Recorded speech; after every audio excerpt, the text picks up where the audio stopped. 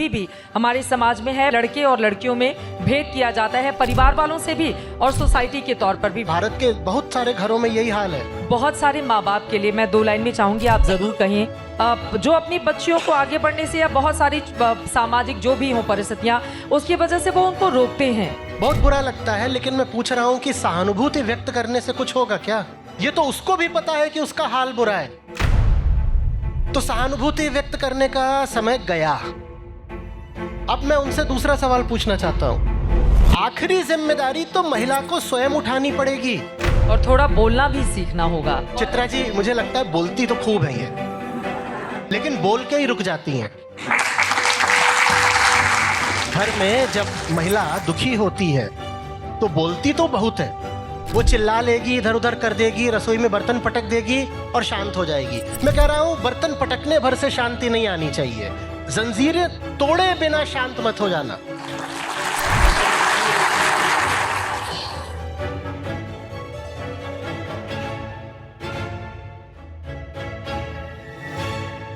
अभी हमारी बच्चियां बहुत आगे बढ़ रही हैं, लेकिन फिर भी हमने देखा है अभी भी हमारे समाज में है, बच्चे लड़के और लड़कियों में भेद किया जाता है, परिवार वालों से भी और सोसाइटी के तौर पर भी। दिल्ली या बड़े शहरों की बात नहीं हो रही है, लेकिन हम लोग इतनी रिपोर्टिंग करते हैं, गांवों में हमने देखा है। उसको कैसे अपने आप से दूर रखें और अपने जीवन को आगे बढ़ाने में क्या चीजें हमें मदद कर सकती हैं?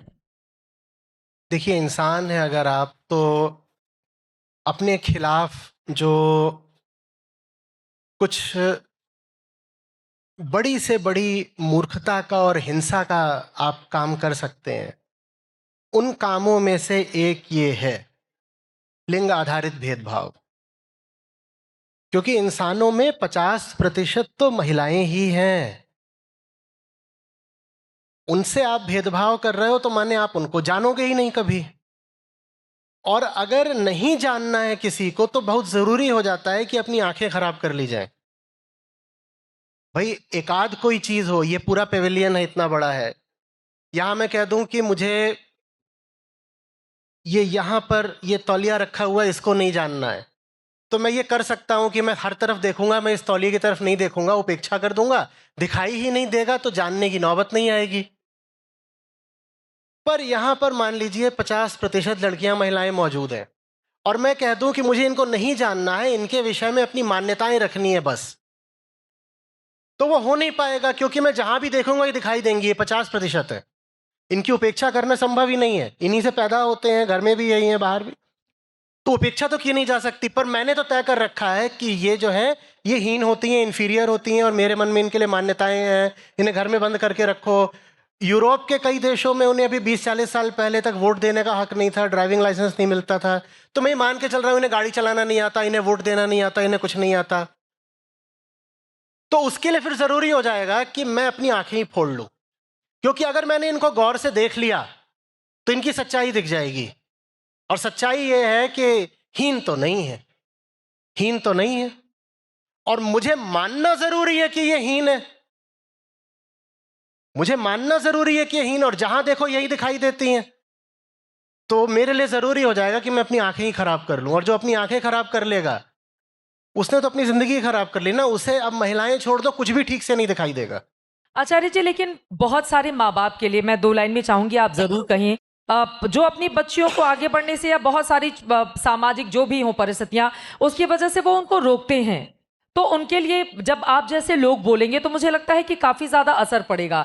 जो अपनी बच्चियों को आगे बढ़, उनका क्या होता है, अच्छा पढ़ लिख गई, अब इसकी शादी करके अपनी जिम्मेदारी खत्म कर लेनी है। अच्छा, हमारे पास पैसा है बैंक में, ये पैसा खर्च नहीं करना है, इसको दहेज में देना है। हालांकि अब वो तमाम कुरीतियां टूट रही हैं, लेकिन फिर भी लड़कियों को ये उनके दिमाग में डालने के बजाय कि नहीं, 18 साल के बाद आपको नौकरी करनी है, इस समय के बाद आपको अपने पैरों पर खड़ा होना है, इस समय आपके पास इतना पैसा होना चाहिए, उसके बाद आप आगे की बात सोचें। हम बचपन से ही भरने लगते हैं कि बड़े होके शादी करनी है, तुम तो पराया धन हो, तुम ये, मतलब आपको लाखों लाख लोग सुनते हैं और देश के कोने कोने तक आपके वीडियोस जाते हैं। तो उन माँ बाप के लिए आपका क्या संदेश है? देखिए, माँ बाप को तो लगातार संदेश देता ही रहता हूं, और आपने ठीक कहा, लाखों लोगों तक बात जाती है। मैं समझता हूं लाखों महिलाओं के जीवन पर प्रभाव भी पड़ा होगा, शायद बहुतों की जिंदगी पूरी तरह बदल गई है। बिल्कुल हुआ है। और माँ बाप को तो लगातार बोलता ही रहता हूँ कि अगर अपने आप को हकदार मानते हो बाप बोलने के या माँ बोलने के, तो फिर इंसाफ करो बच्ची के साथ। उनको तो बोलता ही रहता हूँ। पर एक बात और है उससे आगे की भी।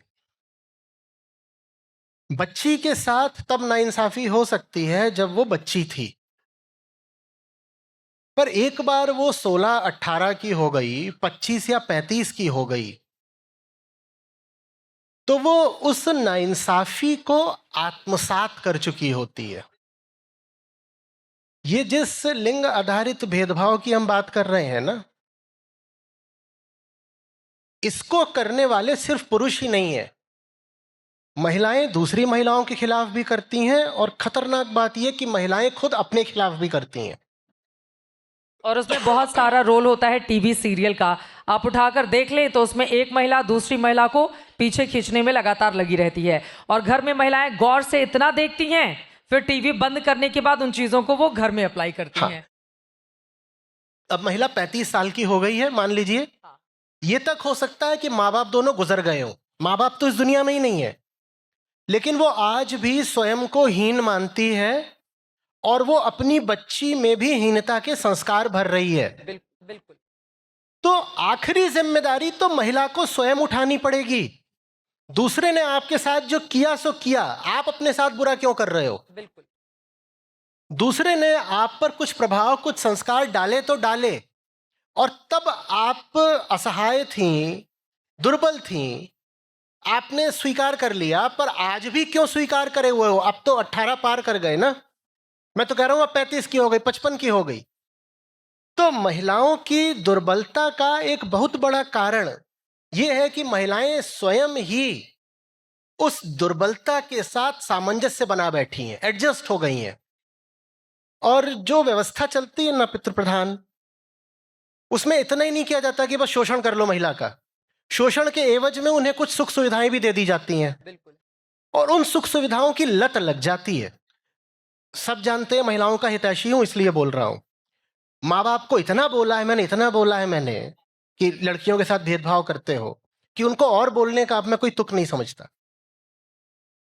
तो मैं महिलाओं से बात कर रहा हूं सीधे, मैं पूछ रहा हूं कि आप ये बार्गेन स्वीकार क्यों करते हो? इसको फॉस्टियन बार्गेन बोलते हैं, जहां आदमी अपनी एक तरह से अपनी अपनी आत्मा बेच देता है, कुछ सुख सुविधाओं स्वार्थ के एवज में, कि कुछ चीजें मिल रही हैं, बैठे बिठाए मिलेगा, खाने को मिलेगा, घर में हो, ऐसा हो वैसा हो, तुम्हें काम करने की जरूरत क्या है, तुम्हें आजादी की जरूरत क्या है, तुम्हें देवी मान के पूजेंगे ना, तुम घर संभालो, तुम माँ हो, और माँ तो पूजनीय होती है। ये सब बातें बिल्कुल।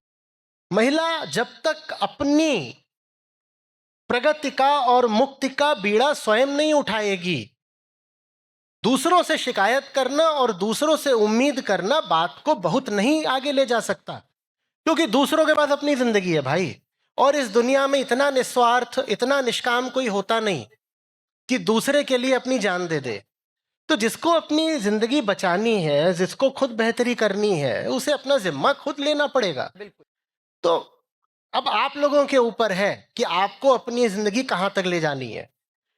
पुरुष की शिकायत, पति की शिकायत, माँ बाप की शिकायत, व्यवस्था की शिकायत, इतिहास से शिकायत, परंपरा संस्कार की शिकायत, वो सारी शिकायतें जायज हो सकती हैं, लेकिन उन शिकायतों से मुक्ति नहीं मिलने वाली। शिकायत कर करके आज तक कोई नहीं तरा, जबकि उन शिकायतों को मैं नहीं कह रहा आपकी शिकायतें गलत है, आपकी शिकायतें बिल्कुल ठीक हो सकती हैं, पर अब शिकायत करना बंद करते हैं और संघर्ष करना शुरू करते हैं। जिसे आजादी चाहिए उसे संघर्ष करना पड़ेगा।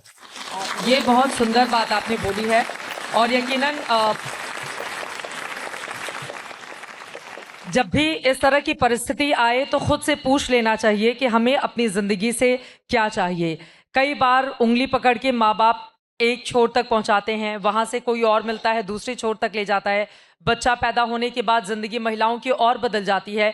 तो जैसे जैसे महिलाओं के ये जो जीवन के चरण है वो आगे बढ़ते रहते हैं, लेकिन एक बार शांति से बैठ करके खुद से पूछ लेना चाहिए कि हमें क्या चाहिए और हम किन चीज़ों में अपने आप को संतोष का अनुभव कराते हैं, हम किन चीज़ों से खुश हैं। और मुझे लगता है कि आज की तारीख में बहुत कम ऐसा होता है जब महिला के पास इतना समय हो कि वो खुद से ये सवाल करे। ये सवाल इसलिए भी ज़रूरी है, और आचार्य जी मैंने तो देखा है, जैसे हम लोग तो नौकरी करते हैं, अच्छी पोजीशन पर आ चुके हैं, लेकिन हालांकि इसके पीछे बहुत लंबा संघर्ष है, संघर्ष पीछे छूट जाते हैं जब सफलता सामने होती हो तो।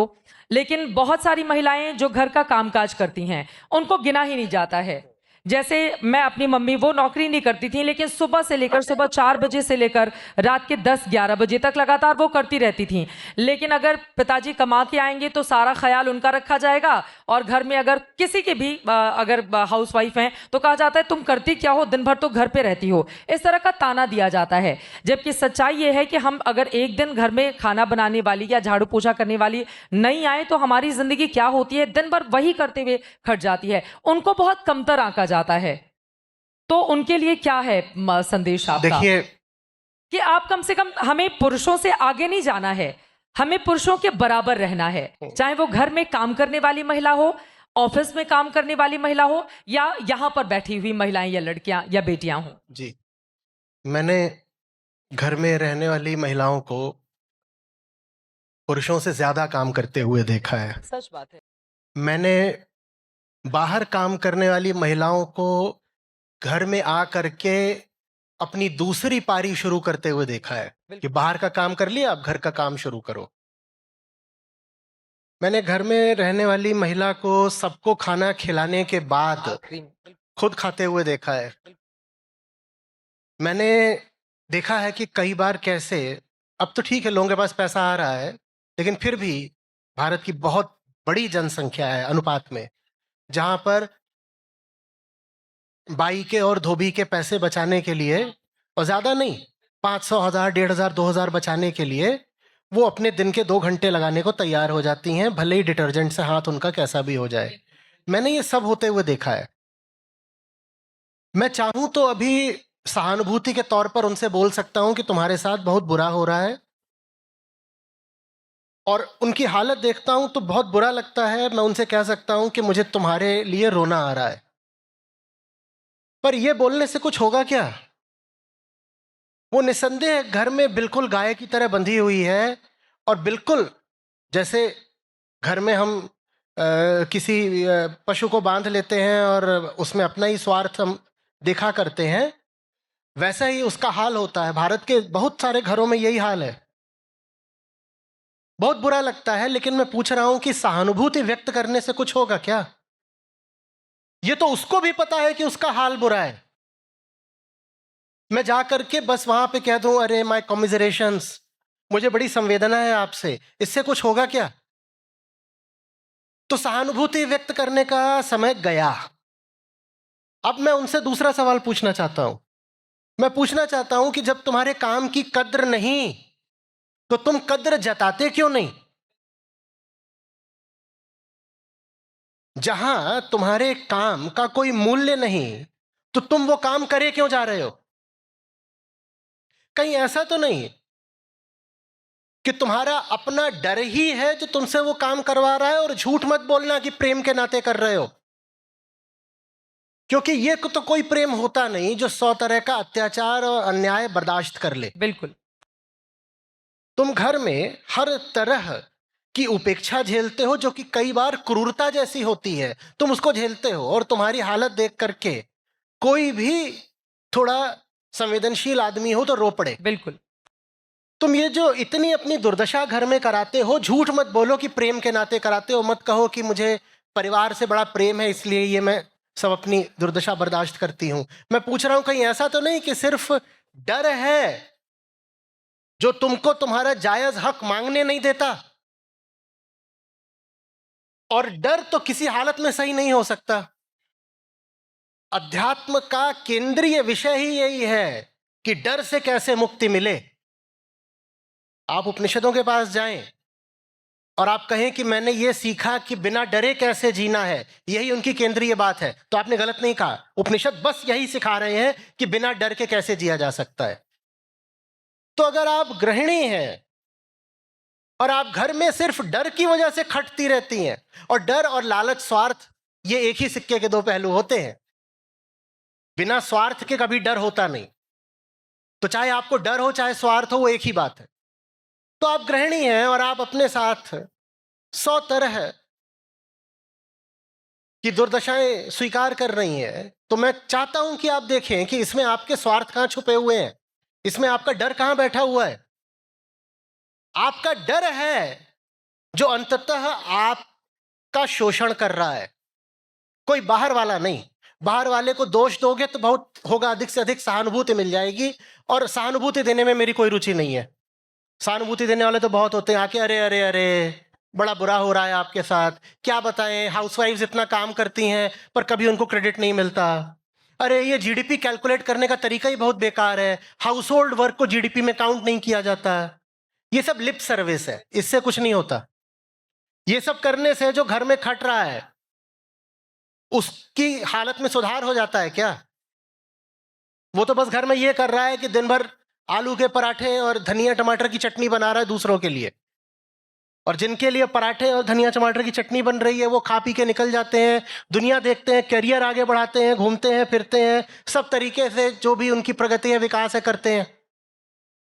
और ये अगले दिन के लिए फिर से आलू छीलना शुरू कर देती हैं और चना भिगोना रख देती हैं। तुम ये अपने साथ करवा रही हो, तुम इंसान हो, तुम क्यों हो करवा रही हो अपने साथ ये? किसी दूसरे को दोष हम बिल्कुल दे सकते हैं, पर दूसरे को दोष दे के क्या मिलेगा बोलो? हर आदमी अंततः अपनी स्थिति के लिए और अपनी बेहतरी के लिए खुद जिम्मेदार होता है ना। अकेले आए थे, अकेले जाना है। किसी दूसरे पर कितनी हम आशाएं टिकाएं? तो अपनी जिम्मेदारी खुद उठाइए और देखिए आपको अपने लिए क्या करना है। और थोड़ा बोलना भी सीखना होगा। लगातार खटते जाने के मुकाबले थोड़ा हम किन चीज़ों से परेशान हैं, क्या परिस्थितियां हमारे सामने हैं, ये घर वालों को बताना होगा। चित्रा जी, मुझे लगता है बोलती तो खूब है ये, लेकिन बोल के ही रुक जाती हैं।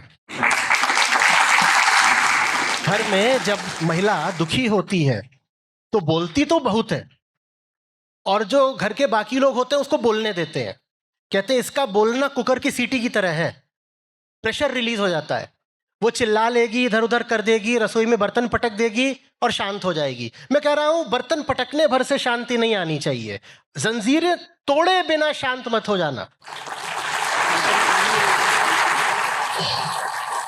ये जो हमने एक स्टीरियोटाइप भी बना रखा है ना, द टॉकेटिव फीमेल, कि महिलाएं बोलती ज्यादा है, बोलती ज्यादा है। वो इसीलिए ज्यादा बोलती हैं क्योंकि बोलने के अलावा उनके पास कुछ है नहीं। तो उनकी जितनी कुंठा है, उनके भीतर जितना आक्रोश है, उसको बस वो शब्दों से व्यक्त करती हैं। उसके अलावा अब समय आ गया है कि कर्म के माध्यम से अपना आक्रोश व्यक्त किया जाए और अपना स्थान हासिल किया जाए।